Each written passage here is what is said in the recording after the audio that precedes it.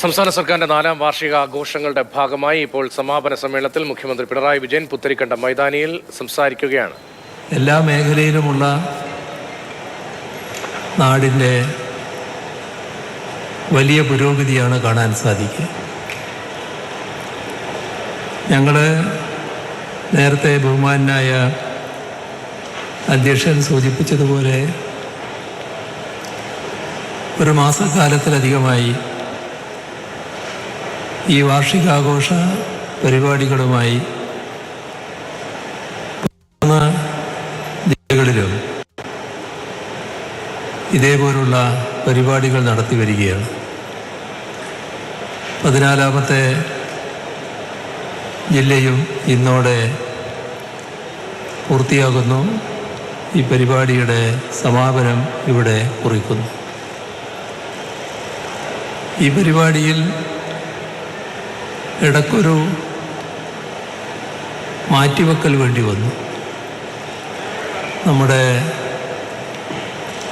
രാജ്യത്തിൻ്റെ ഗൗരവമായ പ്രശ്നം ഉയർന്നു വന്നപ്പോൾ ആ ഘട്ടത്തിൽ സർക്കാരിൻ്റേതായ ആഘോഷ പരിപാടി തുടരുന്നത് ശരിയല്ല എന്ന് കണ്ടുകൊണ്ട് തൽക്കാലം പരിപാടി മാറ്റിവെച്ചിരുന്നു. എന്നാൽ വേഗം തന്നെ നമുക്ക് സാധാരണ നില പുനഃസ്ഥാപിക്കാനായി നേരത്തെ നിശ്ചയിച്ചതുപോലെ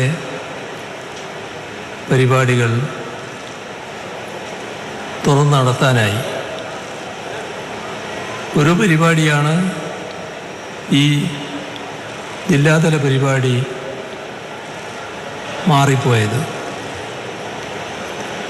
അതും പിന്നീട് സംഘടിപ്പിക്കാൻ കഴിയും. ഈ പരിപാടിയിൽ 2 ഭാഗമായാണ് പരിപാടി നടന്നിരുന്നത്. ഒന്ന് രാവിലത്തെ ഒരു യോഗം, ജില്ലയിലെ വിവിധ മേഖലകളിലുള്ളവർ പങ്കെടുത്ത 500ഓളം ആളുകൾ പങ്കെടുക്കുന്നൊരു യോഗം. ആ യോഗത്തിലൊക്കെ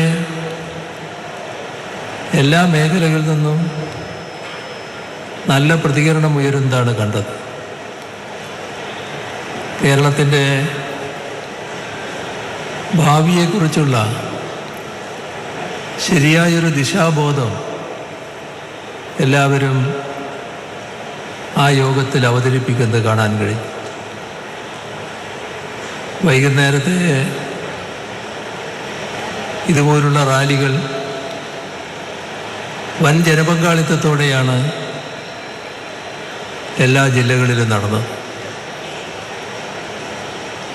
അപ്പോൾ കേരളത്തിലെ ജനങ്ങൾ പൊതുവിലെങ്ങനെ കേരളത്തിലുണ്ടായ മാറ്റവും പുരോഗതിയും സ്വീകരിക്കുന്നു എന്നതിൻ്റെ തെളിവായാണ് വൈകുന്നേരത്തെ ഈ മഹാ റാലികൾ കാണാൻ കഴിഞ്ഞത്. 2016 നമ്മുടെ നാട് വല്ലാത്ത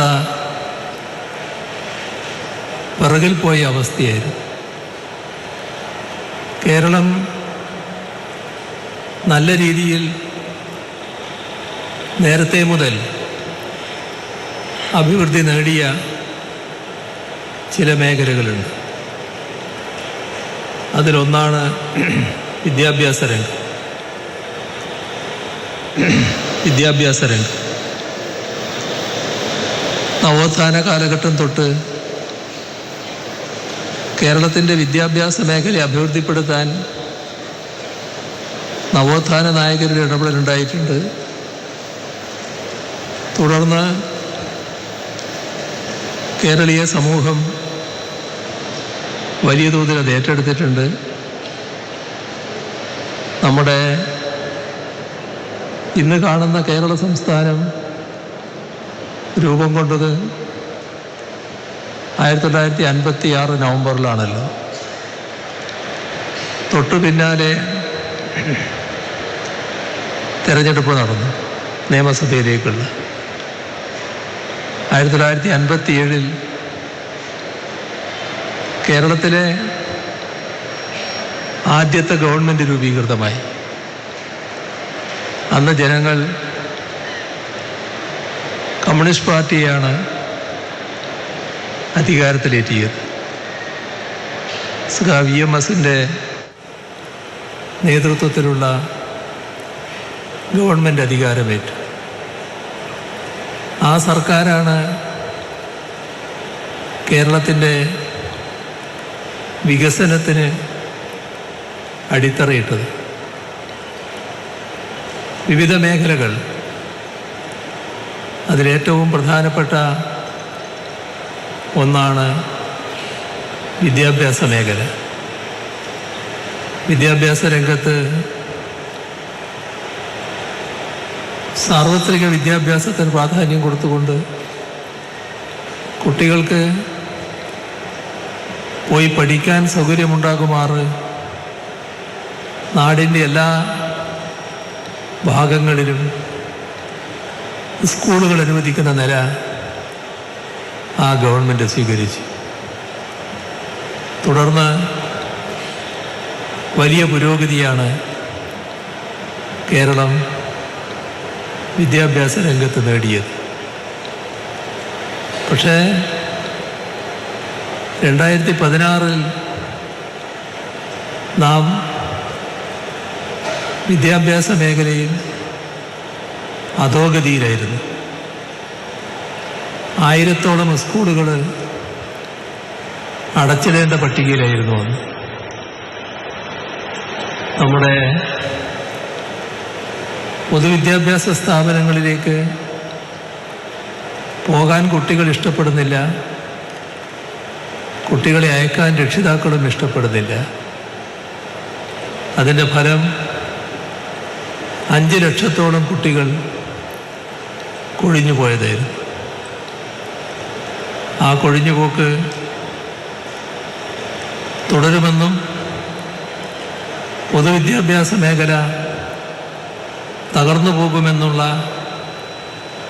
ആശങ്ക നിലനിൽക്കുന്ന ഘട്ടത്തിലാണ് LDF